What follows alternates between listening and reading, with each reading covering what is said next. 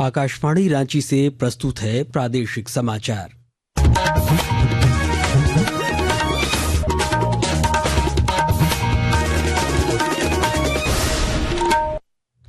नमस्कार, प्रादेशिक समाचारों के साथ मैं चंदन कुमार कौंडिल्य।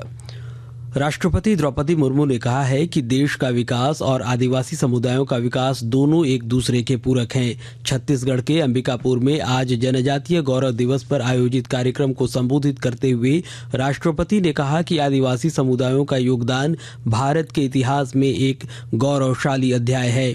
उन्होंने कहा कि आदिवासी संस्कृति हमारी विरासत और पहचान है, इसे संजोए रखना हमारा कर्तव्य है। राज्य एवं देश का विकास और जनजातीय समाज का विकास एक दूसरे के पूरक है।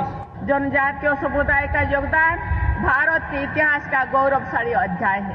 भारत लोकतंत्र की जननी है। सर्वोच्च न्यायालय ने कहा कि संविधान के अनुच्छेद 200 और 201 के तहत राष्ट्रपति और राज्यपालों द्वारा विधेयकों को मंजूरी देने के संबंध में न्यायालय कोई समय सीमा तय नहीं कर सकता है। मुख्य न्यायाधीश BR गवई की अध्यक्षता वाली 5 न्यायाधीशों की संवैधानिक पीठ ने सर्वसम्मति से कहा कि यदि राज्यपाल विधानसभा द्वारा पारित विधेयकों को अनुच्छेद 200 के तहत निर्धारित प्रक्रिया का पालन किए रोके रखते हैं तो यह संघीय ढांचे के हित में नहीं होगा। भारत ने वर्ष 2024-25 में 1,54,000 करोड़ रुपए का अब तक का सर्वाधिक रक्षा निर्यात किया है। वर्ष 2024-25 में रक्षा निर्यात रिकॉर्ड 23,622 करोड़ रुपए तक पहुंच गया है, जबकि 2014 में यह 1,000 करोड़ रुपए से भी कम था। रक्षा उत्पादन में यह वृद्धि पिछले एक दशक में देश के सैन्य औद्योगिक आधार को दिए गए भारी आवंटन और नीतिगत समर्थन का परिणाम है। रक्षा मंत्रालय ने कहा कि रक्षा बजट वर्ष 2013-14 के 2,53,000 करोड़ रुपए से बढ़कर वर्ष 2025-26 में 6,81,000 करोड़ रुपए हो गया है, जो देश के सैन्य बुनियादी ढांचे को मजबूत करने की सरकार की प्रतिबद्धता को दर्शाता है। प्रादेशिक समाचार आप आकाशवाणी रांची से सुन रहे हैं। पलामू पुलिस ने कल रात डाल्टनगंज रेलवे स्टेशन रोड से छापेमारी कर 6.5 किलो मादक पदार्थ के साथ एक तस्कर को गिरफ्तार किया। पुलिस अधीक्षक रिश्मा रमेशन ने बताया कि तस्कर राजस्थान और पंजाब में तस्करी के लिए अफीम ले जा रहा था। उसके वाहन की जांच में यह खेप बरामद हुई है। पुलिस के अनुसार आरोपी ठगी सहित कई मामलों में शामिल है और उसकी तलाश बंगाल पुलिस भी लंबे समय से कर रही थी। इधर सरायकेला खरसावां जिले में कांड्रा थाना पुलिस ने गुप्त सूचना के आधार पर छापेमारी कर नकली विदेशी शराब बरामद की है। थाना प्रभारी विनोद मुर्मू ने बताया कि 3 वाहनों सहित 4 तस्करों को गिरफ्तार किया गया, जिनसे पूछताछ जारी है और जल्द ही पूरे नेटवर्क का पर्दाफाश होने की उम्मीद है। पश्चिमी सिंहभूम जिले में सड़क दुर्घटनाओं को कम करने के लिए राष्ट्रीय उच्च पथ प्रमंडल, जिला परिवहन विभाग और पुलिस विभाग द्वारा कार्य किए जा रहे हैं। विस्तृत ब्यौरा दे रहे हैं हमारे संवाददाता।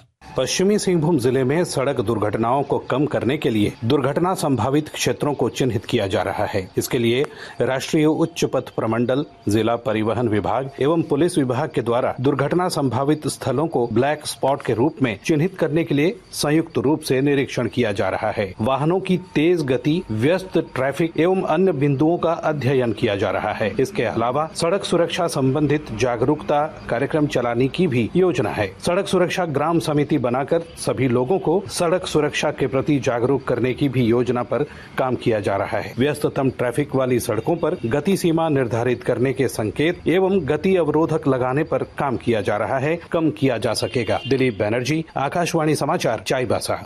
धनबाद की Birsa Munda mega sports complex में शुरू हुए junior girls under 17 football team चयन ट्रायल के खिलाड़ियों को बेहद खराब मैदान और बुनियादी सुविधाओं के अभाव का सामना करना पड़ रहा है, जिनसे उनकी सुरक्षा और प्रदर्शन दोनों ही प्रभावित हो रहे हैं।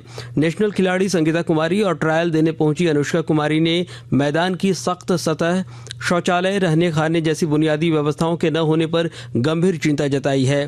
फुटबॉल सेक्रेटरी फैयाज अहमद ने कहा कि महिला खिलाड़ियों को उचित सुविधा न मिलना झारखंड फुटबॉल फेडरेशन की लापरवाही का परिणाम है।